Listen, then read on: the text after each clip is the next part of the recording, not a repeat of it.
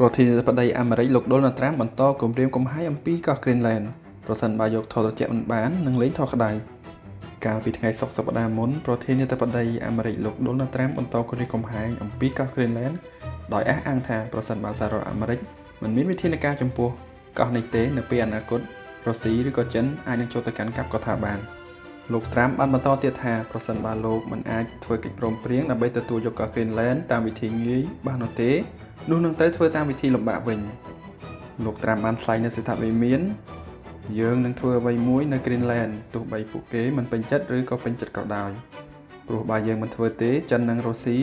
នឹងយកវាទៅហើយយើងមិនចង់ឲ្យរុស្ស៊ីឬក៏ចិនក្លាយជាប្រទេសជិតខាងរបស់យើងឡើយ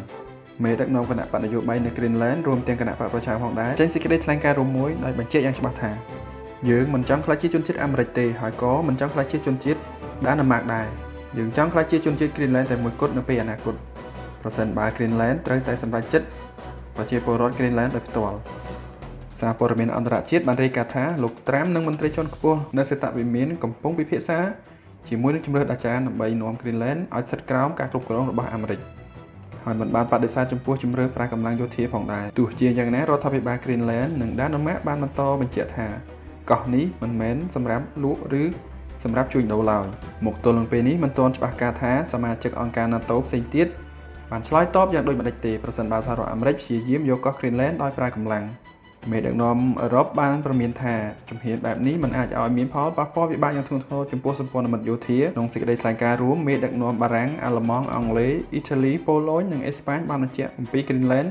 ជាកម្មសិទ្ធិរបស់ប្រជាជន Greenland លោក Trump ក៏បានលើកឡើងបន្តទៀតថាលោកក៏ចង់បានសេចក្តីកិច្ចព្រមព្រៀងតាមវិធីងាយ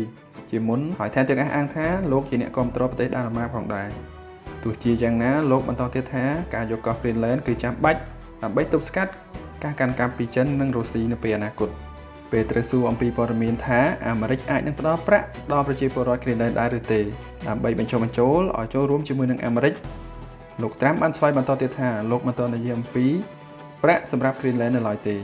យ៉ាងណាមិញប្រជាពលរដ្ឋ Greenland ជាច្រើនអ្នកបានបដិសេធយ៉ាងច្បាស់ប្រជាពលរដ្ឋម្នាក់នៅទីក្រុងនោះបាននិយាយថាគណៈអ្នកផ្សេងទៀតក៏បានបញ្ជាក់ថាមិនថាប្រាក់ប៉ុន្មានឡើយក៏យើងមិនយល់ព្រមដែរ